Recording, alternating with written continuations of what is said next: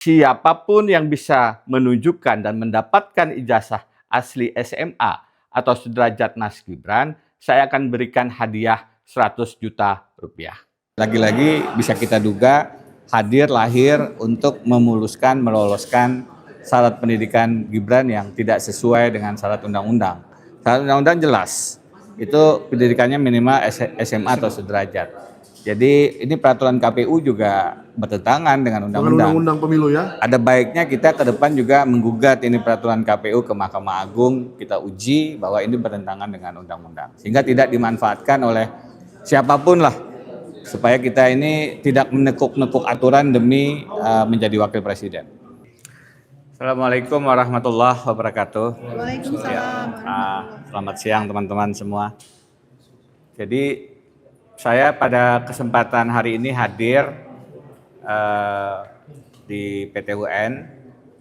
Pertama kemarin sudah bertemu dengan Ibu Mercy dan penting untuk membangun sinergi, berjuang bersama, karena bagaimanapun ini terkait dengan sosok Mas Wapres, sosok Gibran Rakabuming Raka yang sekarang adalah menduduki RI 2 di Republik Indonesia. Jadi mau dibahasakan apapun, ini pasti ada sisi yang harus kita kuatkan, kebersamaan, perjuangan yang tentu saja lebih baik kalau dilakukan bersama-sama. Yang kedua teman-teman, objek gugatannya adalah surat keterangan, ya anggaplah penyetaraan ijazah SMA. Di sini disebutnya SMK buat Mas Wapres Gibran, dan itu terkait dengan syarat maju sebagai calon wakil presiden. Karenanya ini sangat strategis. Kita sudah sama-sama paham syarat umur itu ditekuk dengan putusan Paman Usman untuk ponakan Gibran, putusan 90.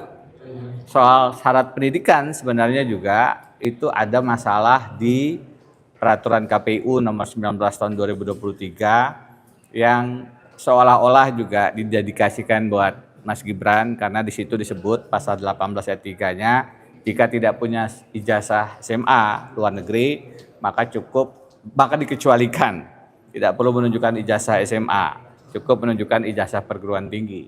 Ini betul-betul mengganggu nalar etika moral, tidak hanya di bidang hukum konstitusi, tapi juga mengganggu etika moral lembaga pendidikan kita. Karena itu kita harus melakukan langkah-langkah yang memang tetap terukur, strategis. Kaitannya dengan gugatan, kita hari ini melakukan pemeriksaan pendahuluan. Apa yang disampaikan oleh Majelis Hakim tentu menjadi masukan. Bagaimana nanti kita finalisasi itu adalah teman-teman kuasa hukum dan Ibu Mercy sendiri. Tetapi yang menarik adalah saran tadi, bagaimana jika Mas Gibran diundang untuk hadir.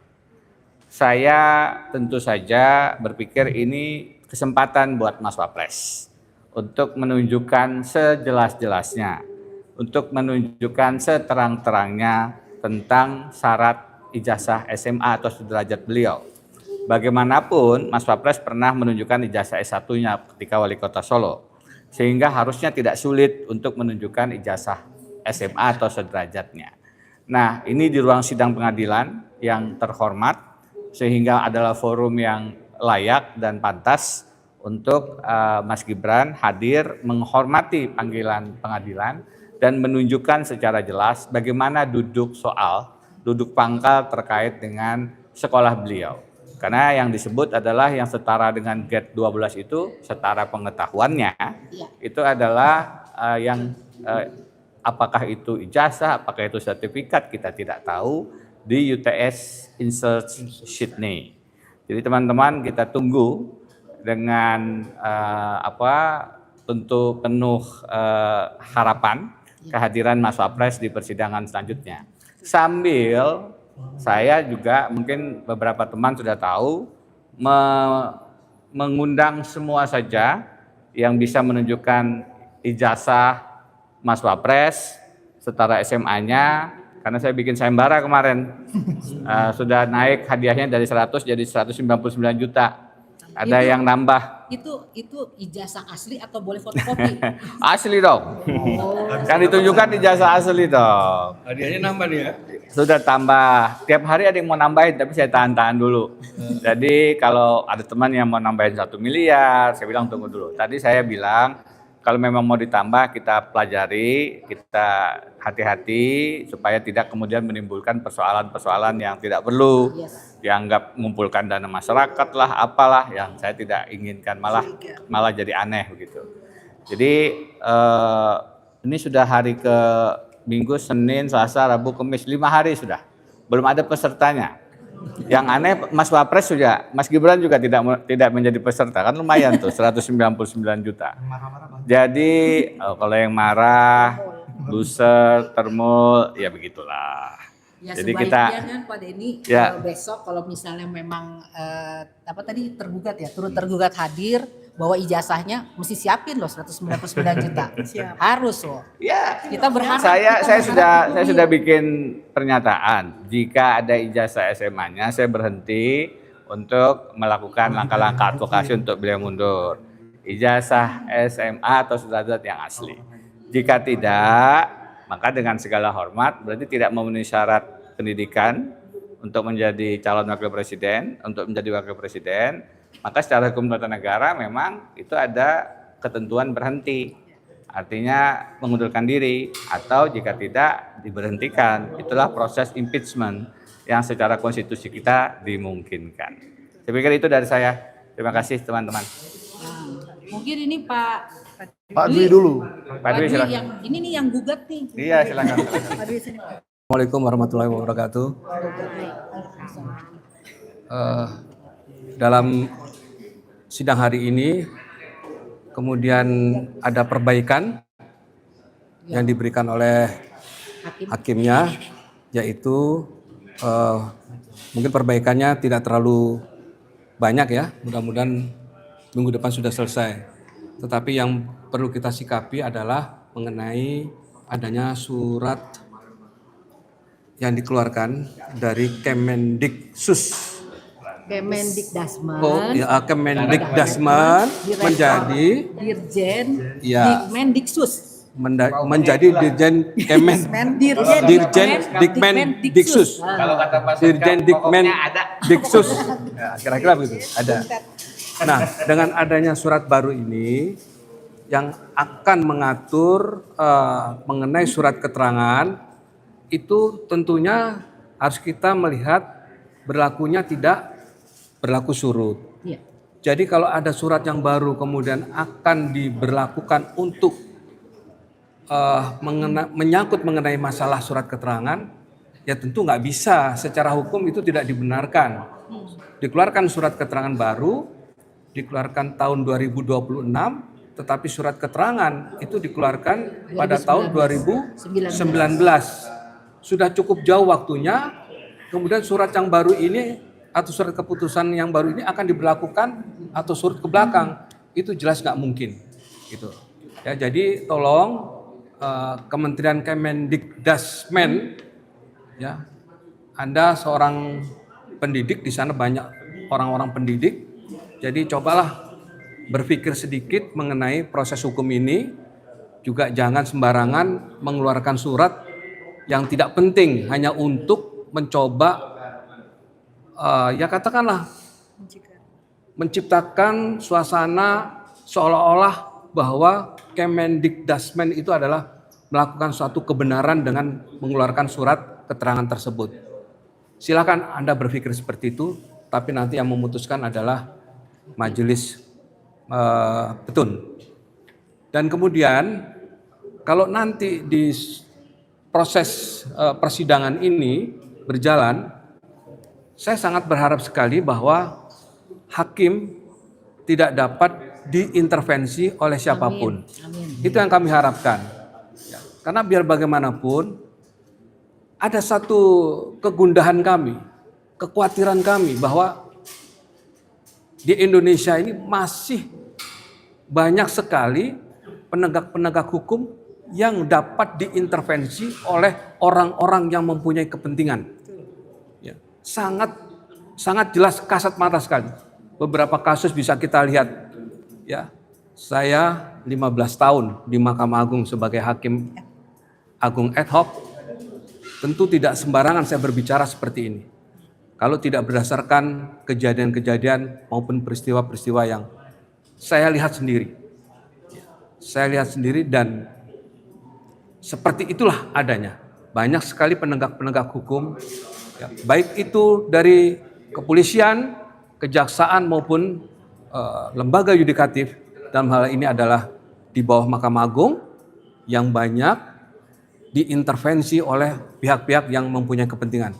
Mudah-mudahan semua hakim, semua peradilan yang menangani masalah kasus ijazah Jokowi, juga masalah surat keterangan saudara Gibran, harus mempunyai integritas dan harus berani menolak intervensi.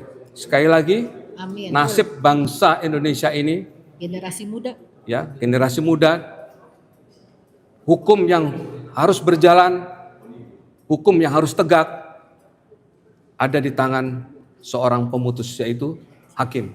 Hati-hati. Sekali lagi saya katakan hati-hati. Akhirat nanti yang akan mengadili saudara kalau saudara sudah mau diintervensi dan saudara juga mau menerima suap dari orang-orang yang mencoba untuk mengintervensi saudara. Sekali lagi saya ingatkan, hati-hati. Pengadilan akhirat akan lebih pedih. Terima kasih. Ini tanggapannya, karena kan di situ ada 3 pilihan, Prof. Ijazah, surat tanda tamat belajar, atau surat keterangan. Tapi itu PKPU-nya terbit tahun 2023. Berarti tahun 2020 dia mencalonkan wali kota Solo pakai apa kira-kira, Prof? Yang jelas kan surat keterangannya tahun 2019, ya kan? Dan ini untuk Wapres memang mesti dicek yang mana. Tapi mestinya akan menggunakan dokumen yang sama, surat keterangan. Jadi memang yang jadi soal adalah ayat 3-nya itu sangat Gibran. Sangat Gibran itu artinya jika tidak punya ijazah SMA, sekolah di luar negerinya atau yang sederajat, maka dikecualikan, tidak perlu menunjukkan surat keterangan atau kelulusan itu, cukup dengan sekolah pendidikan tingginya. Ini kan luar biasa. Jadi peraturan KPU sebelumnya tidak pernah mengatur begitu. Peraturan KPU yang di pemilu 2019 tidak ada begitu, pemilu 2014 tidak ada begitu. Ini muncul untuk pemilu di 2024 di tahun 2023 dan seminggu sebelum putusan MK 90. Putusan MK itu 16 Oktober 2023. Ini peraturan KPU ditandatangani Hasyim Asyari yang dipecat karena tindak asusila itu pada tanggal 9 Oktober 2023 dan diundangkan 13 Oktober 2023, 3 hari sebelum putusan MK. Jadi kalau syarat umur itu diolah lewat putusan Paman Usman untuk ponakan Gibran, syarat pendidikan ini kelihatannya saya duga diolah melalui peraturan KPU nomor 19 tahun 2023. Begitu. Oke. Saya jadi penasaran tadi mencari tanggal Gibran masuk Golkar. Ternyata Oktober 2025 juga ya. Apakah aktif Oktober 2023? Jadi sama. Ya. Nah, jadi gimana nih? Apakah itu harus kita cari benang merahnya, Prof Denny? Kok terjadi di saat-saat yang... Tapi tentu saja ini merupakan indikasi ya. Kalau dalam pembuktian itu ada namanya bukti petunjuk. Ya. Bukti petunjuk itu paling salah satu bukti di luar surat tertulis, kesaksian dan lain-lain.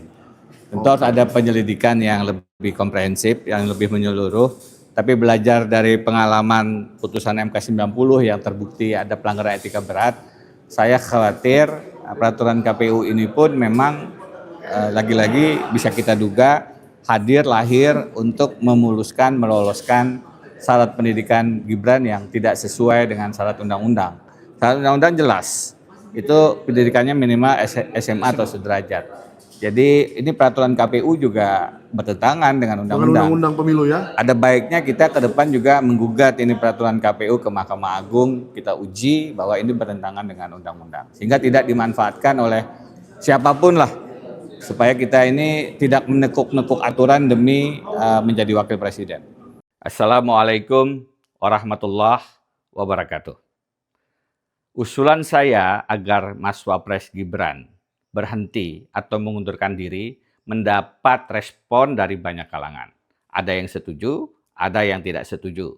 Yang tidak setuju, banyakkan para buzzer, para termul dengan argumentasi, ya begitulah. Supaya tidak memperpanjang polemik dan perdebatan, saya ingin membuat perjanjian serius dengan Mas Wapres. Jika Mas Wapres Gibran bisa menunjukkan ijazah SMA atau sederajatnya yang asli, maka saya berhenti mendorong pengunduran diri Mas Gibran. Sebaliknya, jika Mas Gibran tidak bisa menunjukkan ijazah SMA atau sederajat yang asli, maka saya minta Mas Gibran berhenti, mengundurkan diri sebagai Wakil Presiden Republik Indonesia. Karena syarat ijazah SMA atau sederajat itu adalah syarat menjadi calon Wakil Presiden. Supaya serius, saya juga mengadakan sayembara. Siapapun yang bisa menunjukkan dan mendapatkan ijazah asli SMA atau sederajat Mas Gibran, saya akan berikan hadiah 100 juta rupiah.